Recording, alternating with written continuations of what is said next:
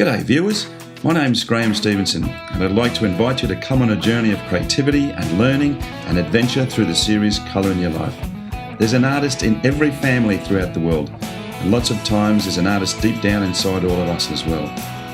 So grab your kids, your brothers, your sisters, your aunties, uncles and mums and dads and come and see how some of the best artists do what they do.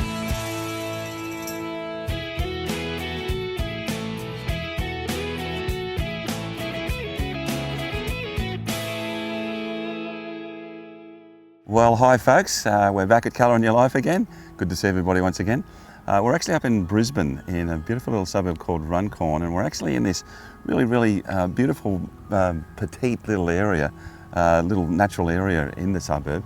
And today we're going to be doing some plein air art with a very talented lady, Penelope Gilbert-Ng. Great to have you on the show. Thanks, Graham. It's wonderful to be here. Yeah. Penelope's fantastic at what she does. She's been the president of a number of different art societies. Went to East Sydney Tech College many years ago, which I did as well.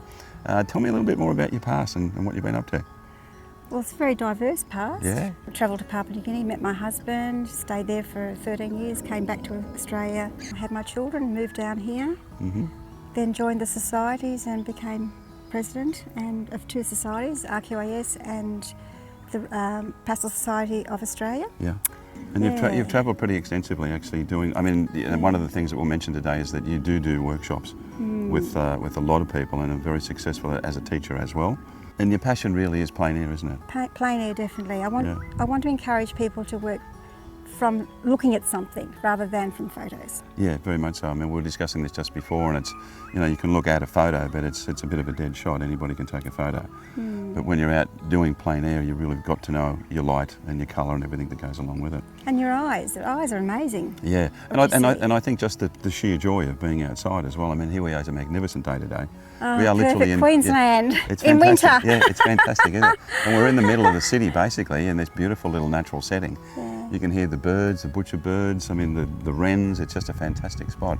But you're going to be doing a piece for us today on this magnificent little scene behind us. And the beauty about it is that we can, artistic license, we can take those poles and those electrical wires out. Definitely. And then create a fantastic piece. But I'm going to step out of shot. I'm going to let Penelope take this over and I'll be asking her some questions as we go through, but this is going to be a wonderful day.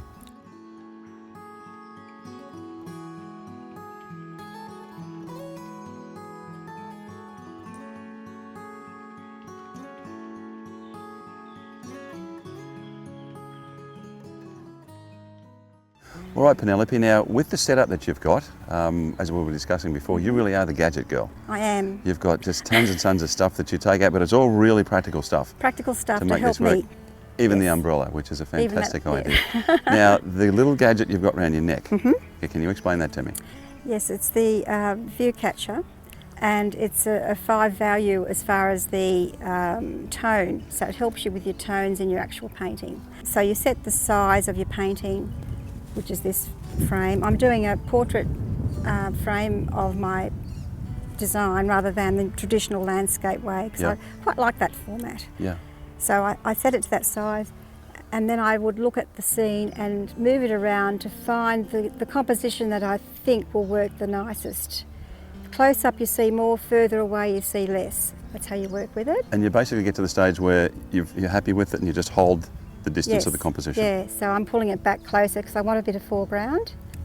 So that's my design. Okay. I was here yesterday and I do a thumbnail. So I did a thumbnail to start off with, and I use a litho pencil and wet it with a watercolour brush. So I've designed this way, nice big foreground and shadow.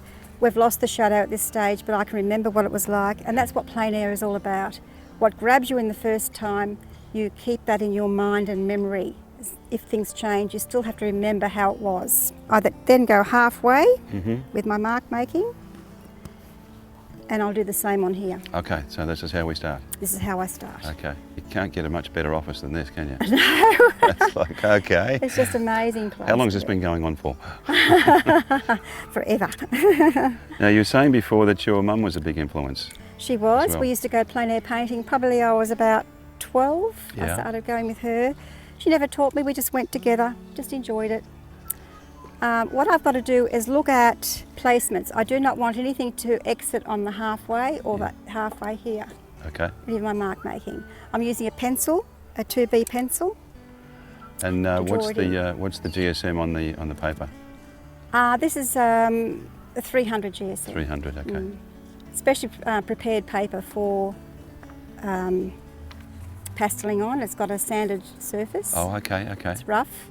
But you sort of do a bit of a combination of both, don't you? There's watercolour and pastel. I prefer to have the watercolour underneath. It gives me the stage to work on. It's really important, that stage. I go out of that framework. Yes. I see many people stop before the edge, and we're just looking through a little window, so that's important to understand that. So where my horizon, my eye level will be here, and the shadows through there, all these lovely little gum tree shapes. Often with landscape we use an S shape flow through. Uh-huh. And it's a device that many artists use to encourage the viewer to look through.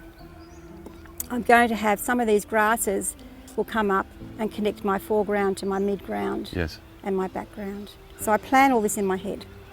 So what artist over your career, which has been really extensive, I mean, you've been doing this for 50 years. Yeah.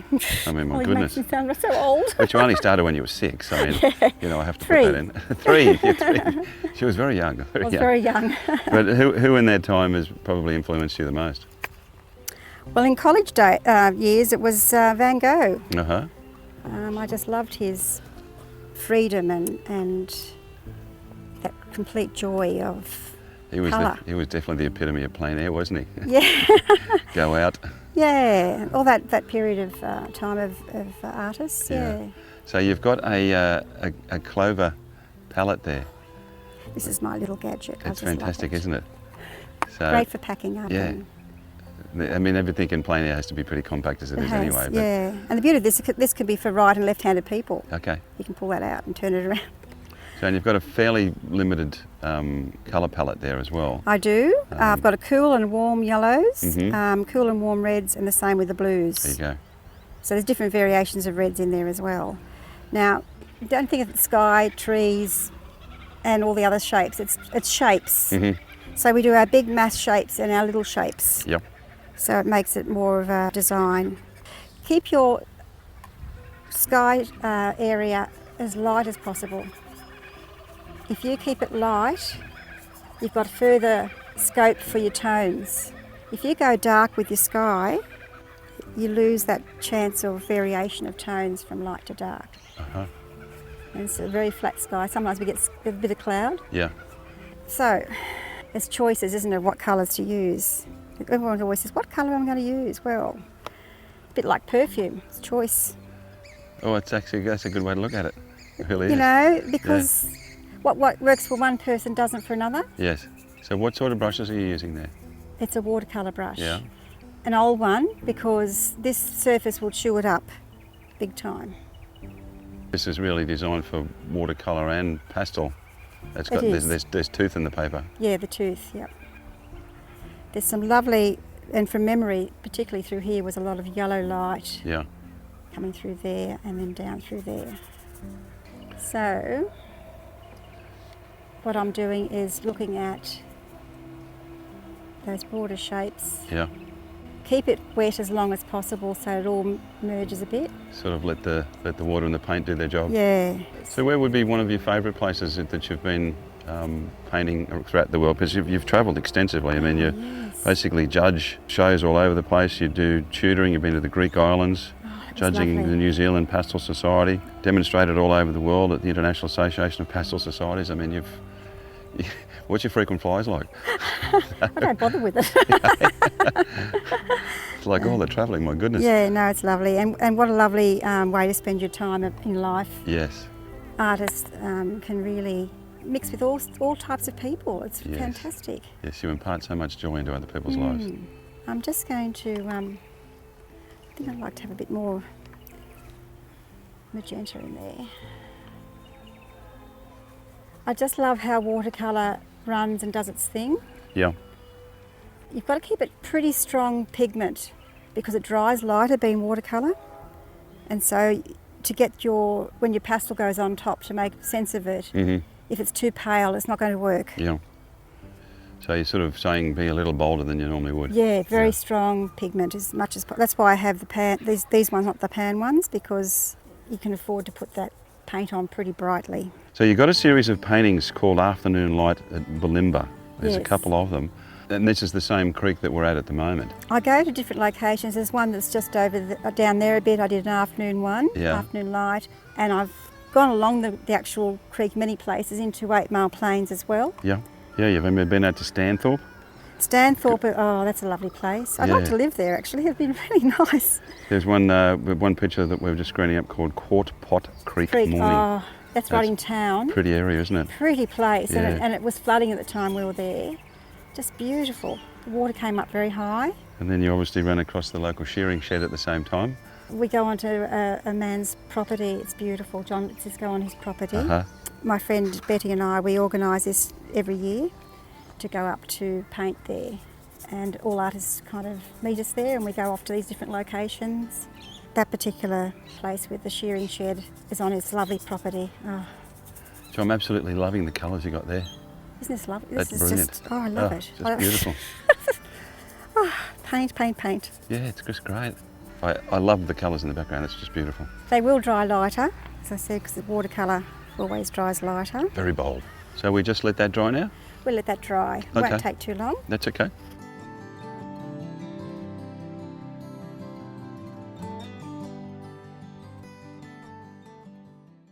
Okay, Penelope, well that has dried, and I actually came up before and actually felt the paper, and it is very sandpaper-like, isn't it? Yes, there's different varieties of sandpaper, and there's a lot of different products out there for us to use and to try, and I encourage everyone to experiment and try different surfaces to work on, because until you actually try them all, you don't know which one you'll prefer. And this is an Art Spectrum paper? This is an Art Spectrum Colour Fix, the original one. Okay.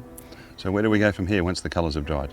I then work in my pastel, but first I'd like to give a little bit of a spiel about the safety angles of pastel. Pastel came originally from, the word pastel came from the word pastello from Italy, meaning little bread roll. So it's nothing to do with colour. This is quite amazing, the word pastel.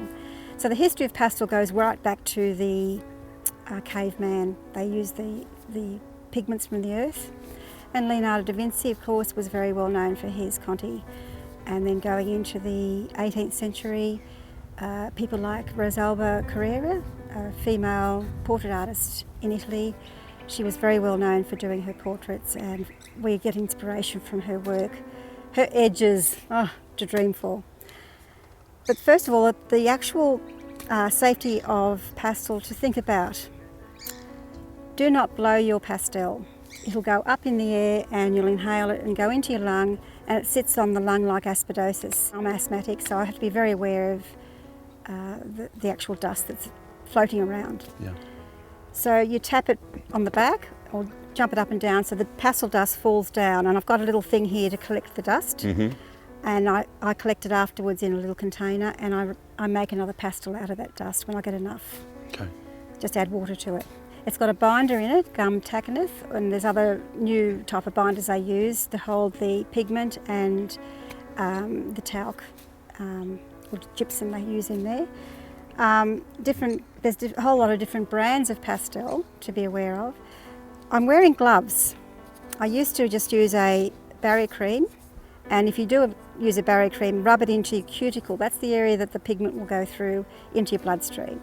We don't know what's in these pastels. We don't know what kind of, there's pigments, cobalts and cadmiums and all this type of thing. So we just want to be aware and respect our product that we're working with. So I've gone into wearing gloves, and I don't even feel them after a while. They're really great. These from the pharmacies. Yes. They're very tight-fitting ones. Right, so we go back to the scene, and it has changed quite dramatically. Well, not reasonably dramatic. What's happened, the sun's higher, so we're getting shorter shadows. Now with this, if I put that against there, that's about the value 5. Yeah. And that's the value 5, a little bit deeper in parts. So it's not as dark as we think when we look at the scene. We always think we go darker. Yeah. It's not, it's quite light. But you're not just a masterful plein air artist, You do a number of different things as well, and it goes from nudes to still lifes. Yes, that was a little bit of fun having more stage lighting, which they do down at Atelier where I go. And there's another beautiful picture which is of water lilies and ducks as well, and you can see the reflective light on that. That's just beautiful too.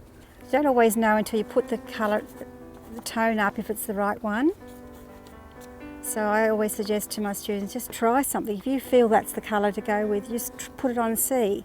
Because every mark we put onto our painting changes the whole feel of the painting. It's a constant evolving. I was going to say, while you're in New Guinea, you painted some fairly influential and prestigious Papua New Guinea politicians, and one of them being Prime Minister Michael Somare. Yes, before he was actually Sir Michael. I painted him for the Archibald and was hung. Yeah, and some other distinguished people, Sir Barry Holloway. Barry Holloway was Speaker of wonderful. Assembly. He was the Speaker, Sir John Guise. And you've had some fantastic exhibitions as well over the years. But they're just a great way to get to meet your clients, and obviously the huge work that you put in to put a show together is very rewarding. It is rewarding. You see where you're going as well. It's a lovely way of just exposing yourself, who you are. Yeah. I always say to my students, if you don't want to expose yourself, don't paint.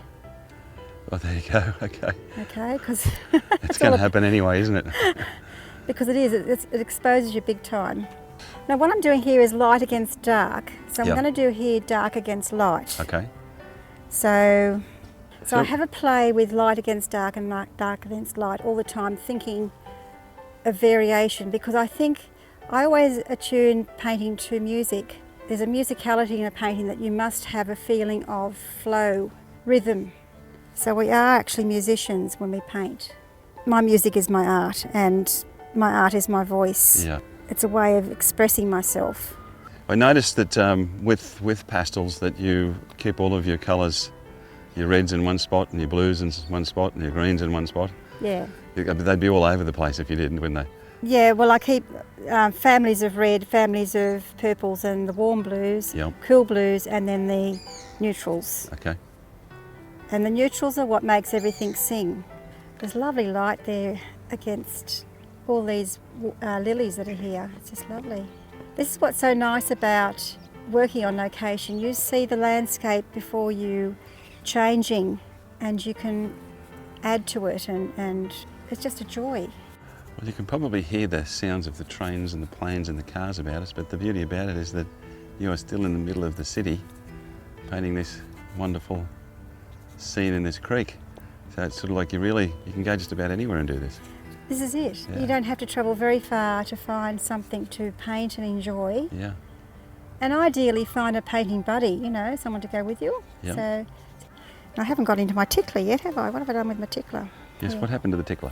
Yeah, the tickler it's just, it's a rubber end on... It's a rubber-ended, it's called a colour shaper, but I call it a tickler. And I'll soften some edges that I might want to be working on so that they're not sharp-edged. Yes. Whereas a finger can't always get in there and do it. I don't like rubbing. I don't rub my pastel, but I tickle.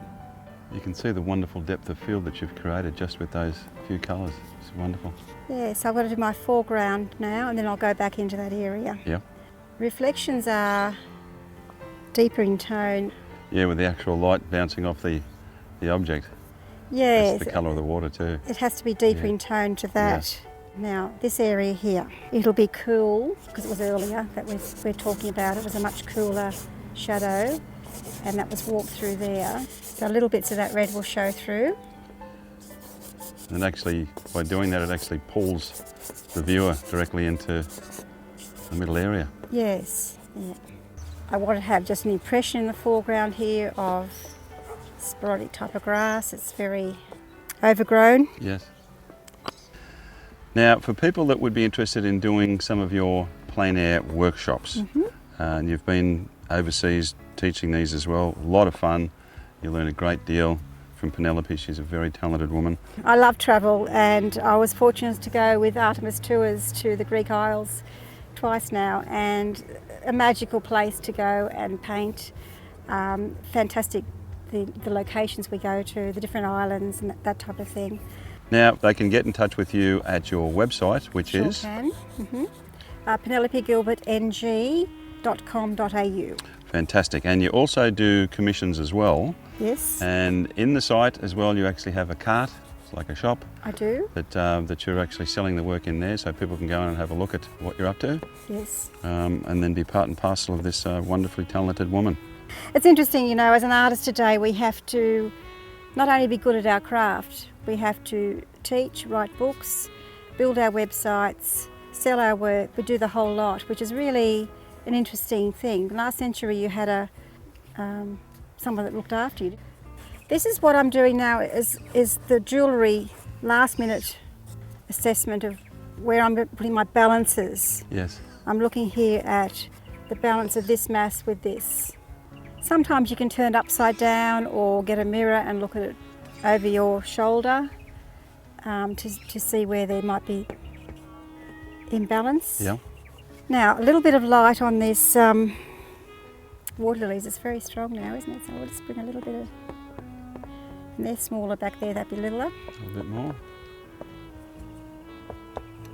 So it really pops your focal point there. Yeah, it forces you to go look in that area. Yeah. Yes, it's amazing from where you started, which was just putting the layers of watercolour down to where you are now. It's Yeah, it doesn't you take very long. couldn't even see that before. Yeah, it's amazing. It's just beautiful work. It's all about shape. You know, you change something else then pops out. Okay, I think it's time to sign this. So I usually use a red, don't always, but sometimes. And now the unveiling, when I take off this tape, this is my fun bit. I always love, and I rip that off carefully, away from the painting, otherwise you rip into the painting. Yes. And you'll take some of the paper off, but that's all right, that gets covered by a mat. You can see how pale that sky is, but it allowed me some wonderful tonal areas, Looks having a light fantastic, sky. doesn't it? Really, really well done. Well, that looks absolutely wonderful. Really, really well done piece. It's just beautiful. It really Thank is. you, Graham, I had a great time. Thank you, Penelope. It's been a pleasure.